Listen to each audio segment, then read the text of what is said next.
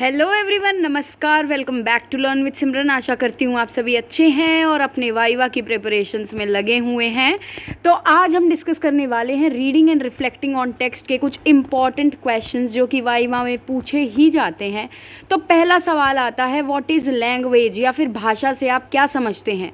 तो language is a human system of communication that uses arbitrary signals such as voice, sound, gestures और written symbol. यानी कि language एक human system of communication है जिसके अंदर ये सभी चीज़ें पाई जाती हैं। वहीं हिंदी में पूछा जाता है, भाषा किसे कहते हैं। तो जिस माध्यम से हम अपने भावों या विचारों को दूसरों को समझा सकें और दूसरों के भावों को समझ सकें, उसे क्या कहते हैं, भाषा कहते हैं। अगला सवाल आता है, what are the language skills, की लैंग्वेज स्किल्स कौन कौन सी होती है। तो 4 लैंग्वेज स्किल्स होती हैं। इनको आप LSRW से याद रख सकते हैं, listening, speaking, reading and writing. वहीं हिंदी में पूछते हैं, भाषा कौशल क्या है। तो भाषा के 4 कौशल होते हैं, श्रवण यानी सुनना, वाचन बोलना, पठन पढ़ना और लेखन यानी लिखना।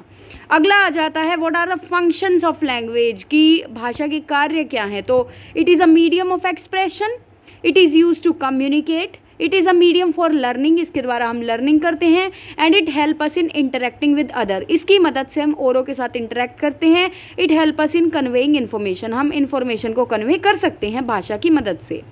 फिर हिंदी में पूछा जाता है, भाषा के कार्य क्या हैं। तो भाषा की भूमिका बताइए। 2 तरह से क्वेश्चन पूछा जा सकता है। इसका उत्तर होगा, यह हमारे भावों एवं विचारों की अभिव्यक्ति का साधन है। भाषा के द्वारा किसी बच्चे की सृजनात्मकता का विकास किया जा सकता है और भाषा हमारी समस्त सामाजिक कार्यों का आधार है, क्रियाओं का आधार है।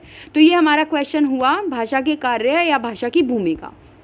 अगला क्वेश्चन आता है इंग्लिश में, what are reading skills and why is it important, कि रीडिंग स्किल क्या है और इसकी इंपॉर्टेंस क्या है। तो reading skills are the abilities that pertain to a person's capacity to read. यानी कि रीडिंग स्किल्स किसी पर्सन की एबिलिटी है जिसमें वो रीड कर पाता है, उसको कॉम्प्रीहेंड कर पाता है, उसका इंटरप्रिटेशन कर पाता है, और जो रिटन लैंग्वेज है, जो भी लिखा हुआ है, उसको डिकोड कर पाता है, उसको समझ पाता है।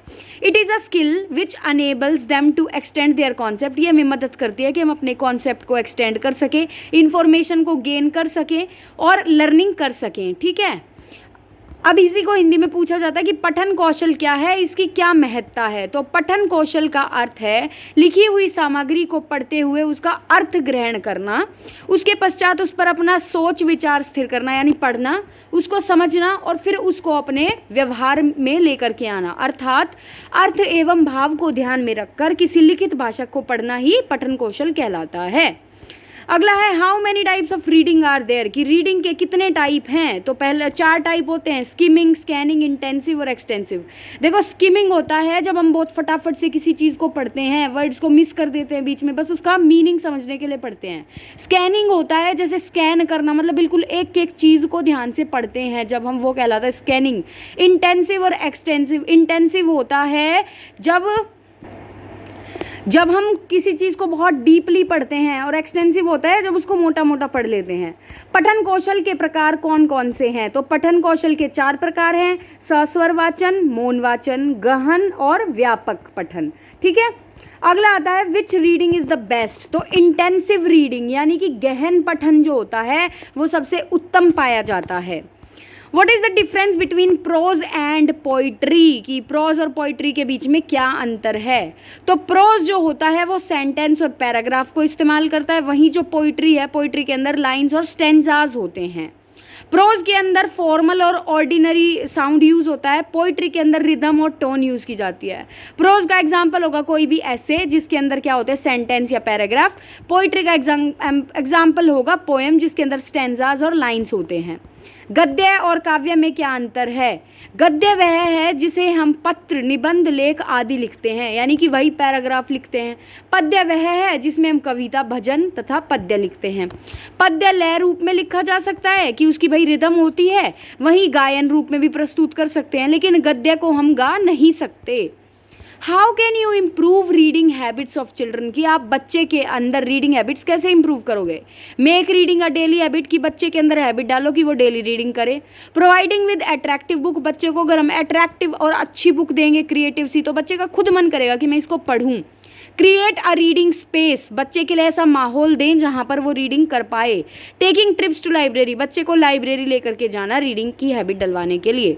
आप बच्चे के पठन कौशल का विकास कैसे करेंगे? बच्चों को रचनात्मक गतिविधियों में हिस्सा लेने और चर्चा करने का अवसर देना पठन कौशल विकास हेतु जरूरी है। ठीक है, इसके बाद दूसरी महत्वपूर्ण गतिविधि है कहानी पढ़कर सुनाना, कि आप बच्चे को जब कहानी पढ़ के सुनाते हो तो उससे बच्चे के अंदर उत्सुकता होती है कि मैं भी पढ़ूं। बच्चों को लाइब्रेरी लेकर के जाना। अगला सवाल है व्हाट आर राइटिंग स्किल्स?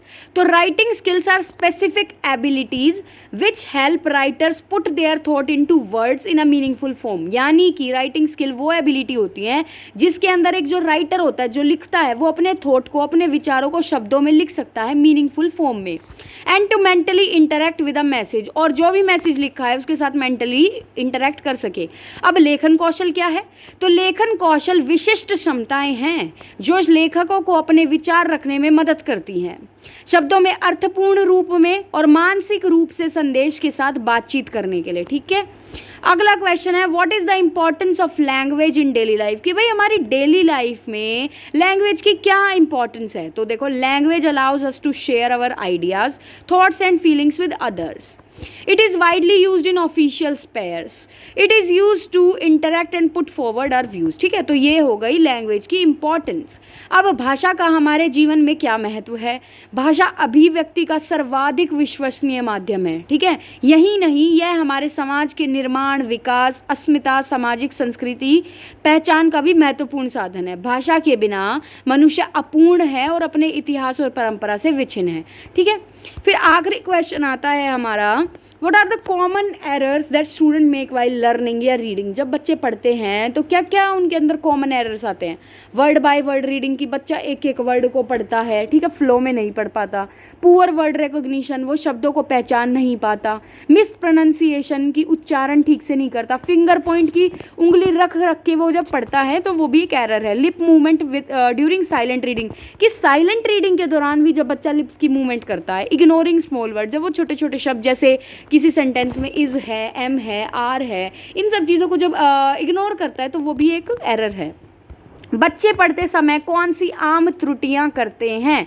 तो गलत उच्चारण, शब्दों को ना पहचान पाना, मौन पठन में होठों की गति और पढ़ते समय उंगली का प्रयोग और छोटे शब्दों को नज़रअंदाज करना। तो ये हैं हमारे कुछ इम्पॉर्टेंट क्वेश्चंस जो कि वाइवा के दौरान पूछे जाते हैं। और ये क्वेश्चंस जो हैं मैंने दूसरे कॉलेज के जिन बच्चों का वाइवा हो चुका है उनसे डिस्कशन करने के बाद ही प्रिपेयर करे हैं। आशा करती हूँ ये आपके लिए हेल्पफुल होंगे और ये आपको अच्छे से समझ आए होंगे।